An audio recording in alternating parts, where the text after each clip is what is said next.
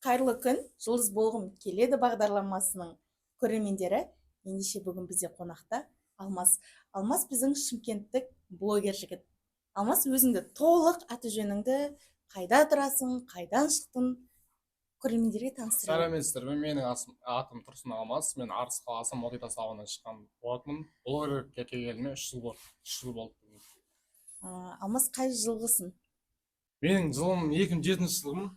Бірақ жұрттар 2000 деп ойлайды. 2000 деп ойлайды. Олар дұрыс ойлайды екен. Түрім сәл үлкенірек көрінеді. Сәл емес, әжептәуір. Баласы бар сияқты. Сондай. Енді Алмас, сені блогер деп қаладағылар танып жатыр. Қалай саған танымалдылық ұнайды ма? Танымалдық бәріне ұнайды ғой, иә? Бәріне ұнайды. Сен кәдімгі жұлдыз ауруымен ауырады дейді ғой? Не үшін ауырсың, түсінбедім. Жоқ, жұлдыз ауруымен шілихатта ауырмаймын. Әжептәуір бірақ. Қарапайымыз ғой. Аха. Сен блогерлікті қандай видеомен бастадың? Кәдімгі тойдан бастадым, бірінші заказым сол тойдан болды. 5000 теңгелік заказға шыққан бірінші заказым сондай болды. Той түсіргем, оның 3000 теңгесін алдым, 2000 теңгесін ала алмай қалдым. 3 жыл бұрын 5000 теңге. Иә, 3 жыл бұрын. Арзан бастапсың ғой, иә? Ол кезде сондай еді. Кішкене енді бастап жатқан кез, просто тегін түсіремін дегем негізі. Бірақ 5000 теңге шақырды. Ең бірінші видеоң қандай қызықты видео болды, бізге соны айтып берші. Қандай қызықты видеодан кейін сен блогер атандың, блогер боламын деп шешімге келдің? Менің Нұрдәулет дейтін дос балам болды. Өзіне кішкентай бірақ. Сол бала екеуміз осы 1,5 жыл бұрын ойланып отырдық та бір контент шығардық. Ол контентте жаңағыдай прикольный видеолар қазір шығып жатқан. Бізде оң жақтағы бала краш екен дейтін видеоны шығардық. Оң жақтағы бала краш екен дейтін видеомен біздің контентіміз өтіп кетті. Сенің мына өмірдегі жалпы қандай өнерің бар? Негізі бізге өнерлер келіп жатыр, білмеймін, сені не үшін шақырғанын ше? Өнер дегенде менің өнерім сол кәдімгі видеоға түсіремін, контентті пайда болады, сценарий жазамын кішкентай балаларға. Кішкентай кино сюжет істегем. Фантазия көп қойдағыда, идея көп қой менде. Енді қараш, өнер жолында қандай қиындықтар болды? Сен мысалы видеографсың ғой? Иә. Сол тойханада қандай қызықты жағдай болды, бізге айтып берші. Тойханада қызықты жағдай. Білмейтін негізі құпиялар көп ол жердің, иә? Мынандай болды, короче. Мен тамадамен тойға шығамын ойдағыда. Жетісайда боламыз. Жетісайда болған кезде тамада, короче. Айтады ішіп алған ғой тамада жаңағы. Кішкене ұрттап алған ғой. Ағада тұрады. Әнем тойдың ортасында ойын жүргізу керек, короче, ойын жүргізіп берсе дейді маған. Сонымен, ой, мен тамадамысың ғой, мағыл ұрып татады, анау деп айтап атамын сол кезде. Сосын, осындай өтініш деді, сосын кірем. Той жүргізейін аққан кезде, ойынның ішінде андай бір ойын болды, TikToктан көріп алған жаңағы. Дракон бар ғой, айдақар, соның даусын салып ойын жүргіздім да.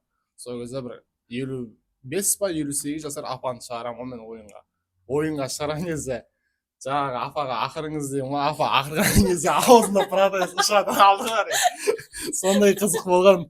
Сол кезден кейін мен номерімді алып тойға шақырған келесті да, мен майблогермін. Енді тойдың басынан соңына дейін сөз қор керек, мен оны жүргізе алмаймын. Сол кезде сондай жағдай болған, сондай қызық. Түсіңе неше күн кірді? Бір айдай кірді болды. Тура барып бетіңе жабыс. Бетіне жабыс қазір мәле ғой. Ой, апа да қоясың ғой. Бұл қызықты болды. Енді позорный қандай ситуация болды сенде? Или осы да кіреді бірақ соған? Осы да кіреді. Давай, позорныйға да осы кіріп кетсін. Енді Шымкентте сені танып жатқан адамдар саған қандай көзқараспен қарайды? Мен сені бүгін бірінші рет көріп қатты қобалжып отырмын. Мен де қобалжып тұрмын кезде. Бір-біріміз танымаймыз біз негізі десең. Бірінші көрген кезде жаңағыдай, қалайсың анау-мынау? Былай негізі өмірде жалпы жақсымыз ғой. TikTokта просто Инстаграмда сондай контент қой бізде. Дұрыс, иә. Мысалы, мен де өмірде серьезная сондай бір күшті келіншекпін, бүйтіп отыратын. Но контент есть, контент. Контентте сондаймыз ғой бәрімізде. Контентте сондай боламыз, амал жоқ. Енді сенде хейтерлер болды ма? Хейтерлер көп қой, ауылдың өзінде хейтерлер көп. Біраз хейтерлер болған. Ең бірінші хейтерлер негізі туған туысың, иә? Байқасаң. Еще ондай ғой, фейк аккаунт ашып бүйтіп жазатындарын айтса олардың. Сол жаман енді. Дамыйсың, дамығаннан кейін, кішкене көтерілгеннен кейін бірінші сол хит жазғандар шығады ғой. иә қазір Алмас деп. қазір ақша сұрайды олар. Сондай. Так что, құрметті туған туысқандар, хит жазбаңыздар. Біздің де көмегіміз сіздерге керек болады. Иә. Так, келесі сұрағым. Алғашқы махаббатың жайлы не айтасың? Бізде барлығы келген подкастқа келгендердің барлығы айтпайды, бірақ сен айтшы.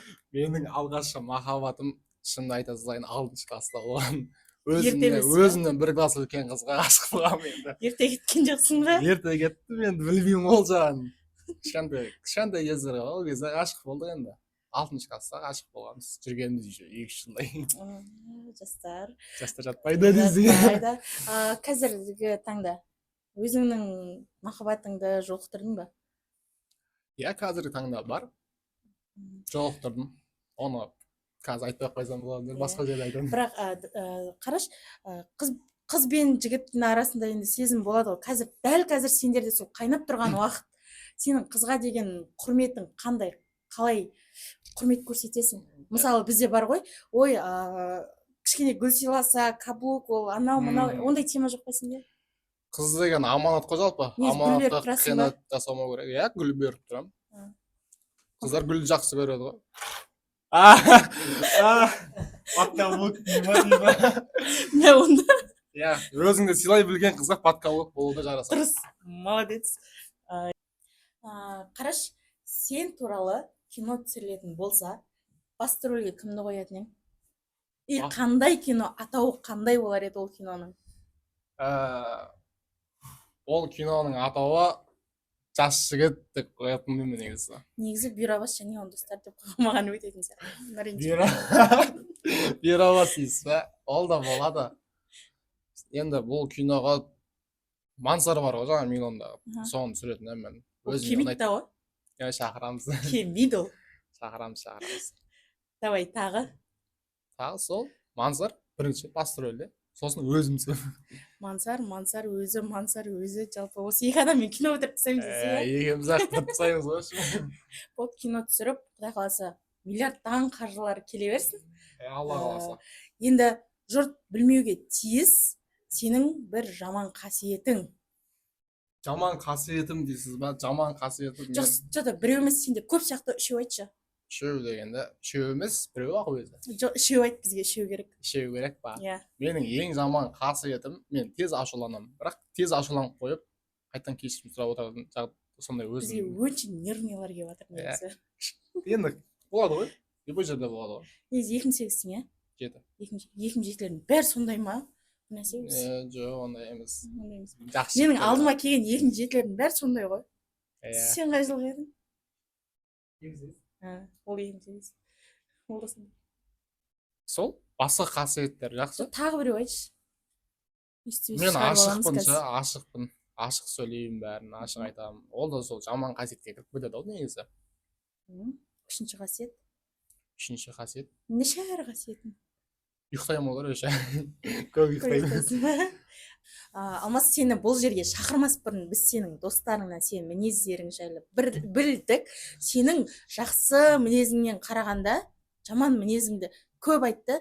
Негізі біз осы нәрседен түйіндей келе сен достарыңды ауыстырасың ау. Болмайды қасыңдағылар. Қай, онда айтып жүр маны. Айтып жүр, біраз нәрсе айтты. Атамын десе ойнап жатыр. Енді қарады, сен өз аузыңнан естейік. Бізге 3 жақсы қасиетіңді айтып берші. Иә, негізі жақсы қасиеттер көп. Оның айта кетейік, жаңағы ақ көңілділігім бар. Бірінші очередте, екінші очередте жаңағы ашық сөйлеймін, мен барлығымен араласа беремін. Үшінші қасиет сондай қарапайым. Ал енді 3 нашар қасиеттерін айтшы бізге. 3 нашар қасиет дегенде, нашар қасиетім негізі көп емес. Біреу ақ сол ашуланамын мен. Тез ашуланып кетіп, қайтадан кешірім сұраймын. Көп ұйықтаймын сосын, екінші жаман қасиет. Бәріміз көп ұйықтаймыз ше. Мен жаман көп ұйықтаймын дейсің. Енді қараш, сен Арыс қалада жүргенде, Арыс қаласынанмын дейсің, иә? Арыста жүргенде Монтайдікімін дейсің. Жалпы түп тамырың Монтайтас. Түп тамырым Монтайтас. Бесентойып мектебінен шыққанмын. Бесентойып мектебі, сіздерге жалынды сәлем. Менің апайым бар, Жанат апайға, Нысанбаева Жанат апайға жалынды сәлем. Нысанбаева Жанат апай, сізге жалынды сәлем. Ендеше қараш, Монтайтас мектебінде, Монтайтас ауылында Бейсентай мектебі. Сен осы аралықта бізге айтап өтші, сен өз ауылың үшін қандай бір жақсы іс әрекет жасай аласың? Бір айдың көлемінде, ұзаққа созбайық. Алланың қалауымен бірінші ауылыма кішігірім сериал түсірсем бе деп жатқан жайым бір айдың бар. көлемінде. Бір айдың көлемінде. Қолды. Құдай қаласа. Міне, Бейсентаев мектебінің оқушылары және де Монтайтас ауылының тұрғындары бір айдың көлемінде сіздер үшін сериал түсіріп, рекке ұшырамыз, иә? Иә, рекке. Жігітше қол алысты. Бейсентаев мектебінде мектепте сериал түсірсем Давайте. драма жанрында. Не үшін біз дамытпаймыз, иә? Біз осылай аз нәрселерден өз ауылымызды, өз қаламызды дамыту керекпіз. Жас болғаннан кейін қала қуып, қала деп кетпей, өзіміздің тұрып жатқан жерімізді, туған жерімізді, туған елімізді дамытуға ол біздің міндетіміз. Дұрыс айтасыз, иә. Арасында дұрыс айтатыным бар, естіп менің тек. Жақсы айтады екенсің. Күшті айтамын. Енді, так, сен маған сұрақ қойшы. Ішім піспеді менде. Сізге ма? Давайте сен маған қой. Ал мен сізге сұрақ қоятын болсам, сіз блогерлікті қанша жасыңыздан бастадыңыз? Ал мен саған жауап беретін болсам, мен 11 сыныптан бастағам. Не түсірдіңіз бірінші 11 сыныпта бізде ОБТ-да емтихан болатын деп кәдімгідей кірісіп кетсең, ОБТ-да мектепте ОБТ болатын. Сол кезден бастап мен түсіргем. Жалпы реально сол кезде бастап түсіргем, мен оның алдында бүйтіп түсіріп жүргем ғой. Ал екінші сұрағым, сол шынымен кетіп баратсың ба? Мақұл, қойшы. Ал екінші сұрағым, сіздің блогерлікке отбасыңыз қарсы емес па, сіздің блогер болғаныңызға? Бүкіл үрім бұтағым қарсы болған менің. Бәрі қарсы болған. Тек мені қолдаған бір ағам, әкем болып басқан, бәрі қарсы болған. Но соның бәрін жеңдім мен. Жеңе алдым мен солардың бәрін. Әпше мықты мен. Енді саған кезекті сұрағым. Сен жайлы достарың не ойлайды екен? Ендеше құрметті жұлдыз болғым келеді бағдарламасының көрермендері, Алмастың достары Алмас жайлы қалай ойлайды екен? Алмастың достарынан сұхбат алатын боламыз. Ассалаумағалейкум, құрметті Арыс каналының көрермендері. Бүгін біз Арыс каналының атынан осы Алмастың жақын бауырынан отзыв алатын боламыз. Отзыв дегенде жалпы Алмас туралы сұрайтын боламыз. Ассалаумағалейкум, бауырым қалайсың? Сен осы Алмастың жақын деп естідім. Осы Арыс каналынан, телевидениедан келіп тұрмын мен саған. Жалпы мен сені Алмас туралы сұрайын деп едім. Алмас жалпы қандай бала? Алмас былай әдемі, жақсы бала. Жақсы, мінез құлқы қандай сендердің қастарында? Мінез құлқы енді болады ғой біздің арамызда. Жалпы әзіл көтереді деген. Әзіл көтере ма? Жалпы мобилер қол сол. Иә. Мобилер қалай? Жақсы жүре ма негізі? Иә, қазір қалада жақсы ғой. Әдем. Сол Алмас туралы сұрайын деген мен сенен. Жақсы? Рахмет. Ал құрметті ағайын, біз енді Алмастың жақында отзыв сұрадық. Барлығын айтты өзі жеке. Енді телеарнамызға көшейік кеттік. Алмас. Ау. Аяғың размері қанша? 100. 100 дейсің. 41. Сол 41-ші размер кәлішпен басын бір ағыратын екен десе. Күлсе? Енді қара, отбасында нешесіңдер? Отбасымызда 5-еуміз біз. Бізде 1 қыз 4 бала. Үлкені әпшем тұрмыста. Сен нешіншісің? Ортаншысы. Ешкім іздемейді дейсің, рахат дейсің. Жүре бересің, ой жерде же. Арасында тірсің ба, қалайсың дей ма, хотя ба? Ақша керек кезде. Ақша керек кезде ма? Енді әке-шешең туралы айтып өтсең. Әке-шешем сол Бейсентай мектебінде папам тарихшы болып істейді. Папамның жылы 74-ші жылғы, анамның жылы 79. Анам сол Бейсентай мектебінде бастауыштан береді. Бәрі мектептесіңдер. Сен өзің мамандығың қандай? Менің мамандығым юрист. Юрист? Заң. Жақын араласып аламыз ғой деймін. Керек боласың. Иә. Дұрыс. Енді бізге бір қызықты сұрақ келіп түсті. Үстіңдегі киімдердің бағасы қанша деген? Үстімде мынау костюмшылар оптым ғой бұл енді. 60 мың теңге шығады оптым. Галстугы 5 мың болса 65 мың болады.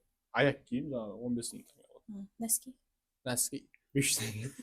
Ондайды зайын. Басқа сағат ештеңе тақпағансың ба? Сағат қақ кеткен үйде же. Бар еді. Главный сотка қымбат. Сотка сол 800 мың үстінде ғой. Главный сотка қымбат. Иә. Сондай. Сенде осы мобилографиядан бөлек, блогерстводан бөлек қандай бойыңда өнерлерің бар? Тағы да бір атап өтсең. Енді мектеп кезде енді қара өлең оқыдық. Мен сізге қазір бір-екі шумағын оқып берейін. Давайте. Мен қазақ дейтін қара өлең. Мен қазақпын деп мақтанамын. Ұранға алаш деген атты аламын. Сүйгенім өмірім өзім қазақ. Мен неге қазақтан сақтанамын. Молодец. Күшті. Ал енді қарашы, саған тағы да бір қызықты сұрақ келіп түсті. Арыс жарылғанда қандай күйде болдың? Жаман десе. Неше? Арыс жарылғанда Қашты арыскілер біздің Монтай тасқа келіп жатса, біз Монтайдан ары қарай қашамыз. Сарыағашқа қарай. Сен, мен қазір, мен короче. Сеңе ол кетті. Шымен Арыстағылар біз Монтайға Ақтас қаштық қой. Сіздер бізге келсеңіздер, біз Арыстан ары қарай, Монтай тастан ары қарай Сарыағашқа кетіп бар. Сондай қашқан жағдай болды. Күліп еске аламыз, бірақ қандай қиын ситуация болды сол кезде. Алланың сынағы болды бір. Енді қараш, алдағы уақытта саған белгілі бір блогермен жұмыс жасау бұйырып тұрса, сен қандай блогермен жұмыс жасар едің? Бұйырып тұрса ма егерде? Мен өзім ұнататын блогерім Олжасхан негізі. Олжасхан. Семьясын түсіреді, отбасын түсіреді, жақсы блогер. Сол Олжасханды ұнатамын өзім. Сонымен түсіретінім. Және қандай атақты жұлдыздармен бірге жұмыс жасадың? Атақты жұлдыздар Заттыбекпен шыққан, жаңағы Нұржан Төлен деп бар ғой. Солармен де шыққам. Жаңағы Шаншар театрының 4-5 концертінде Уәлібек, Жүсіп аталармен бірге жүргенмін сол кездерде. Видеоға түсіріп, ары-бері киімдерін реттеп, сол кезде тойларға барып, жаңағыдай. Және халық білмейтін сенің бір құпияң бар екен. Сен бір кино студияда режиссер болсың ғой. Ол халық білмейтін, Айтып берші. Ол Астанада, яғни атап өткендей Мейрам киностудияда, балаларға арналған киностудияда режиссер болдым. Оларды камерамен жұмыс жасап, мен үлкен киноға дайындадым. Ол жерде мен қатты режиссер болған жоқпын, бірақ мини-сериалдарға түсірткізгенім бар. Енді қара, жалпы дәл қазіргі таңда табыс көзің қанша? Табыс көз әр айда әр қалай ғой. Кейде миллионға, кейде 200 мың, кейде 300 мың, кейде 500, 700. Өз сезонына байлы, тойдың сезонына қызған уақытта көп болады.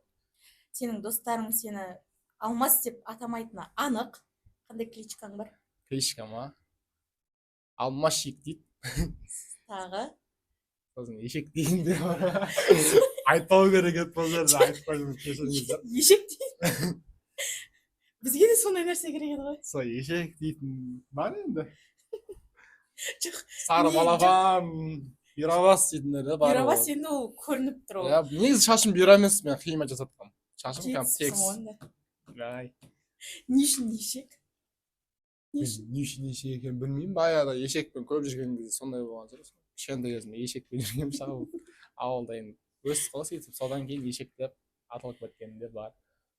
Негізі Алмашик дейді өзі. Біз енді жаңадан бастап келе жатқан мобиловтарға қандай кеңес айтасың? Жаңадан бастап келе жатқан мобиловтарға ешқашан да сырмаңдар. Видео нашар деді ма, дальше видео түсіре беріңдер, еңбек етіңдер, өсесіңдер, өнесіңдер. Ешқашан хейтерлерге сынбаңдар ойдағыда. Әр адамның, әр тұлғаның өзіне арналған бір мотивациялық сөзі бар. Сенің сөзің қандай? Нет, ничего невозможно. Ол әненедік олсек өзің жеке. Өзімнің ма? Давай дәл қазір осы жерде ойлап тапшы көрейік.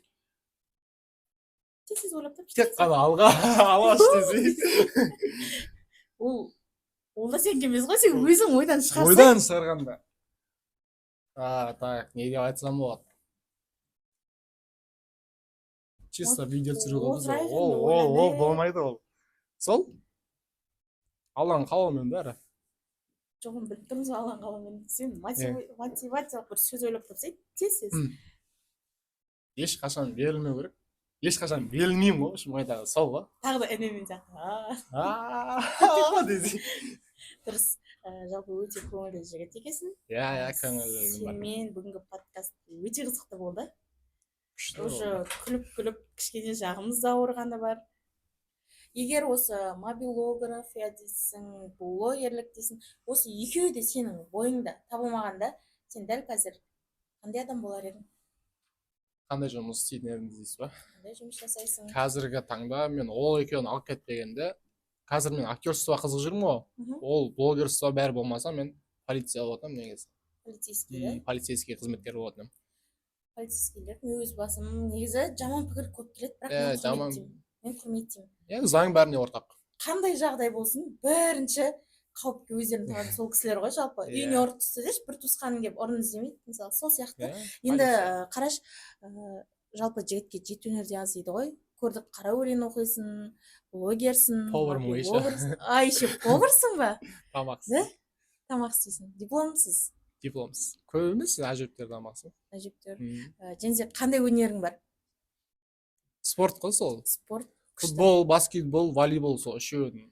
футбол баскетбол волейбол үш Основной волейболмен айналысамын. жалпы жеті өнердің бәрін толтырып тастадым десе иә Мен сегізінші өнер ашу керек жаңағыдан группа.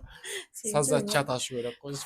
аш құрметті жұлдыз болғым келеді бағдарламасының көрермендері сіздермен бірге Тұрсын Алмас жас блогер мобилограф и жас актер дейміз актер құдай қаласа биік белестерден көріне бер Монтайтас ауылынан шыққан осындай үлгілі баламыз сонымен қатар бізде астында әлеуметтік желілеріміз бар өзіңіз ұнататын кейіпкерді астына комментарийға белгілеп кетсеңіздер болады сіздермен бірге жұлдыз болғым келеді бағдарламасы Тұрсын Алмас мен Шалғынбай Назым қош сау болыңыздар Сау болыңыздар.